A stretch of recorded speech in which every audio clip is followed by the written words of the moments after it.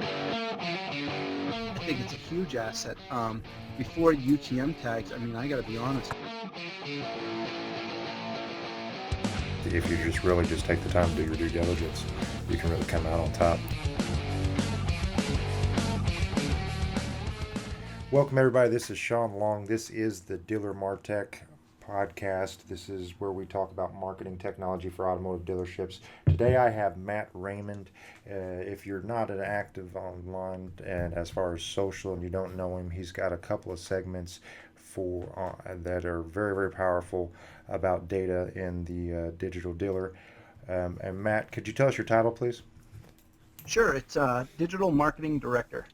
And today we just want to talk about UTM tags. Again, that it's something that you hear a lot about. You hear a lot of people throw the term around, but you don't really see many dealer-specific items on there as far as paid traffic and how to implement the UTM tags. Matt, have you found value as far as using UTM tags in your paid traffic campaigns? I have, John. So really where I found a lot of value with the UTM tags is after a couple years of working as an internet manager, sending out price quotes and stuff like that, over time, I noticed that there was a low deliverability rate on emails.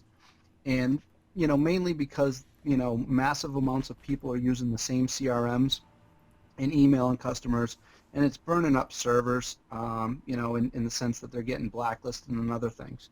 So what I found is that, we still will use those for price quotes, but when we want to get a mass message out there, whether it's a newsletter or our monthly promotions, I found that using an outside company such as, for us, we use Constant Contact. I'm not endorsing anybody. I'm just saying what I use personally.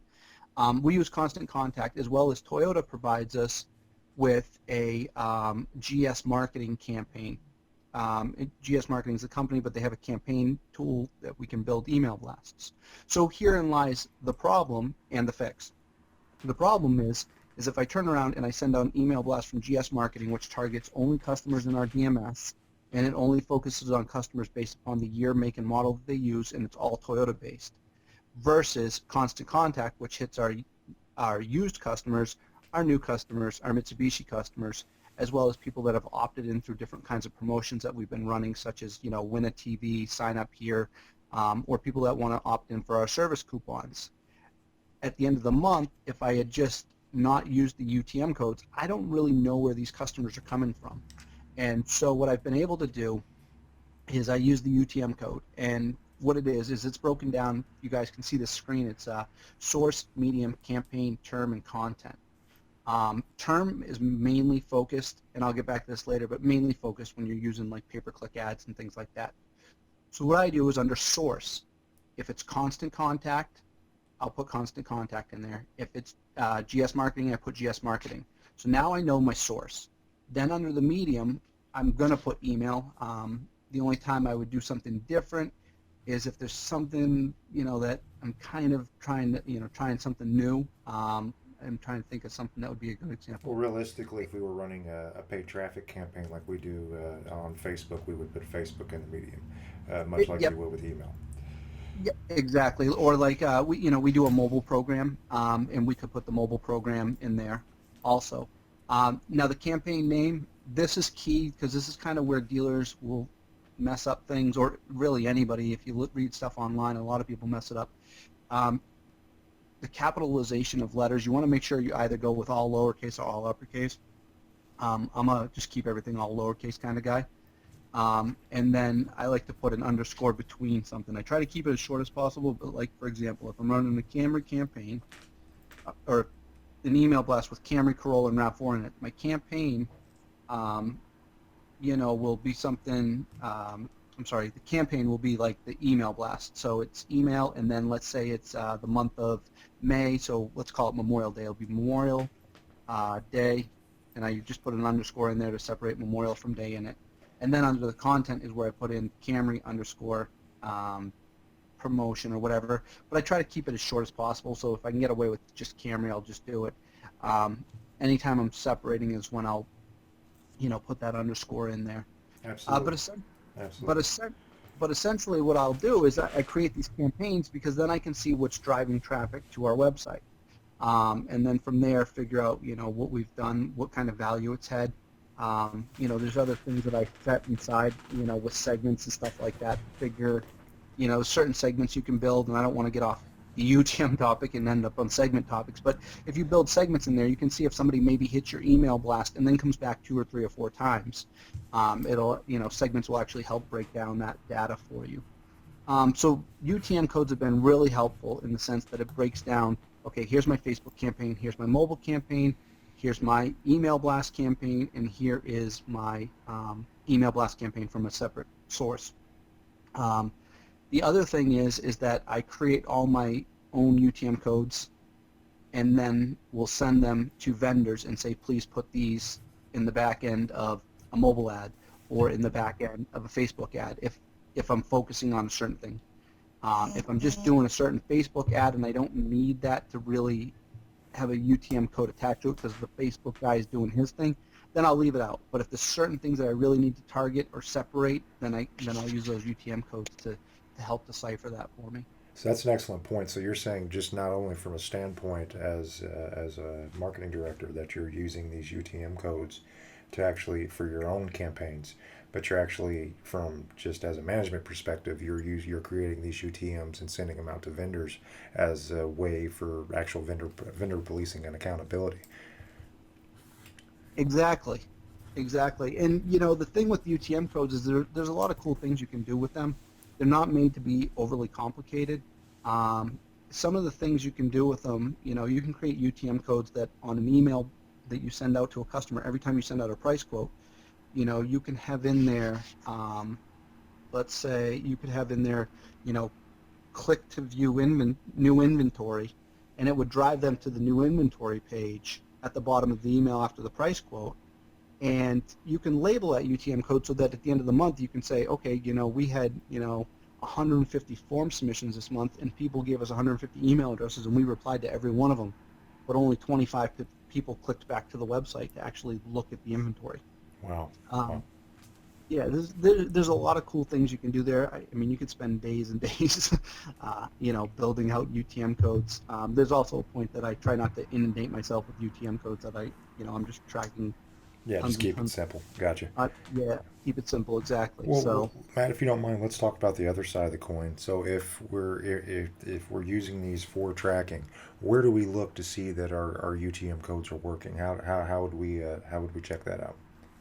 So, oh my goodness, I usually have to look at the screen to do this, and since I'm away from my computer right now, I go into Google Analytics, and I go into my acquisitions, and then I go into, I think it's traffic sources, and then source referral, and then in there it'll have the UTM code, because I'll understand what I had set up. For example, I'll see constant contact, and then I can dive in deeper from there to see how many people from constant contact. Which is an excellent platform. I know you said that you wasn't endorsing that earlier, but I will agree. I've used a couple of them. I've used MailChimp, Aweber.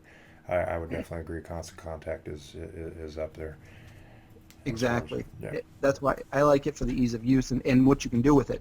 And so, and what I'll do is I'll click in there, source referral, and then I'll scroll down. I always like to look at my top 10 and really analyze my top 10 traffic, sources to my website.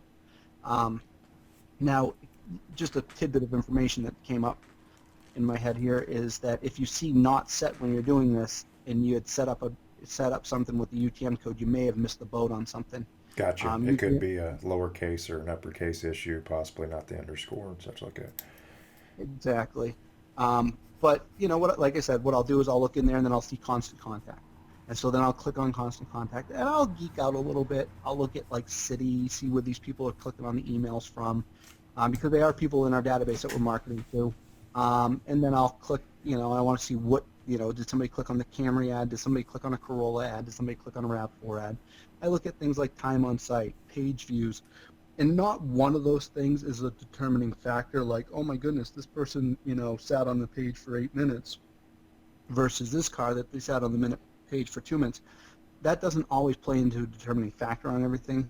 You just got to kind of take everything into account, page views and bounces and all that and kind of figure it out. The one thing I will say is if you create a segment, and in that segment you break it down to, it'll actually measure returning visitors. So what it's really neat is you can actually look back and say, oh my goodness, I sent out this email blast from Constant Contact, and 75 people clicked on the Camry ad, and of those 75 people, 2.8% of the people came back to that page more than 4 times to view it. Now you're talking about, okay, now I've got some, take 2.5% of people from 75, so let's just easy math, 2 people. um, you know, you got 2 people that came back over 4 times to view that Camry ad, and if you launch that on Thursday, and then come, Monday, I like to play the game of guess how many cars we're going to sell over the weekend by looking at Google Analytics.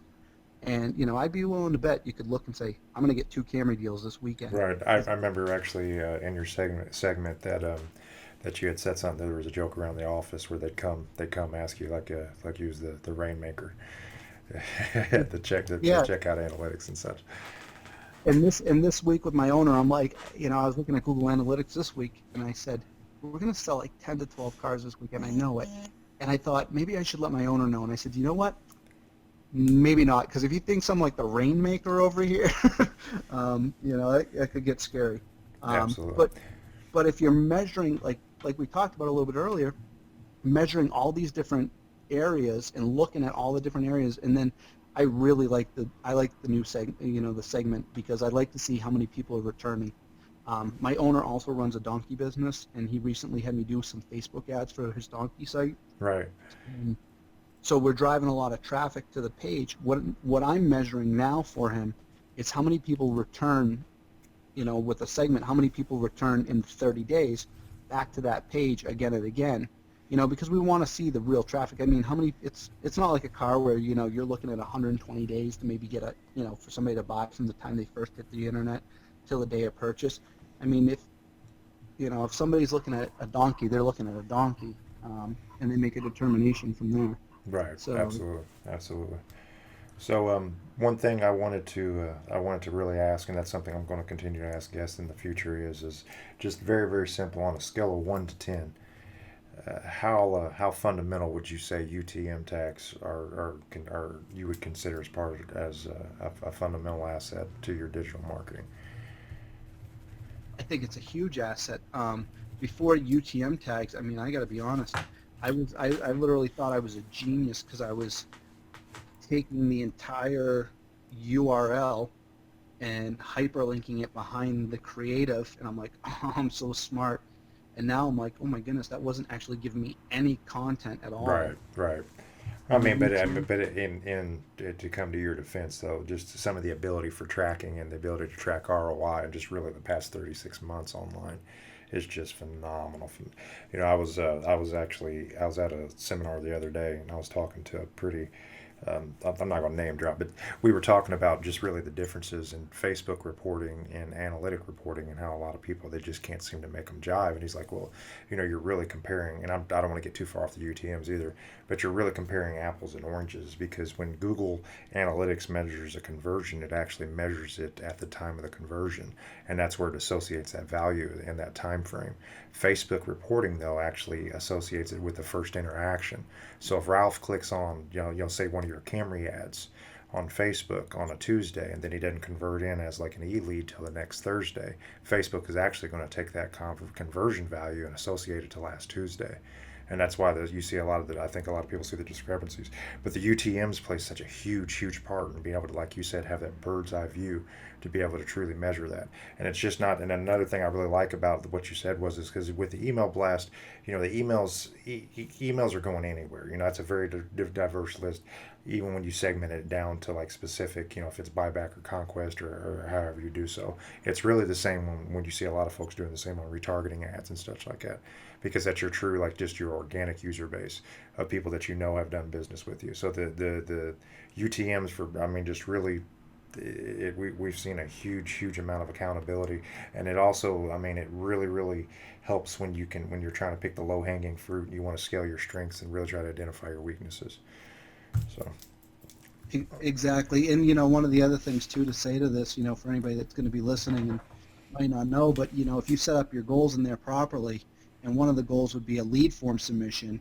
Now when you look at your UTM code and then you do the drop-down goal of lead form submission, assign a dollar value to it. I assign $20 to it. So now all of a sudden I send out an email blast to 18,000 people, and of those 18,000 people, let's say 20 people put in the lead form, for to find out more information on the car. That's $200, and it cost me less than $200 to send the email blast. Essentially, it's free. um, but what would it have cost to get 18,000 email blasts sent out if you paid the company? So you start looking at the ROI. You start selling, for us, we pay just over $200 for constant contact for the month. Sell one car off that a month, and it pays for Oh, itself. absolutely. And it's very very easy to track and relate back. So, It's just, I mean, just for lack of a better phrase, it's literally not rocket science. I mean, it's really not. And it's that I think a lot of people get overwhelmed by the constant changes they see in digital marketing, but a lot of the fundamentals. I mean, if you just really just take the time to do your due diligence, you can really come out on top. Once again, Matt Raymond, I want to thank you for coming on to the Dealer Martech podcast. Why don't you tell everybody where to find you? you can find me on Facebook, Matt Raymond, or you can catch me on LinkedIn or even Twitter.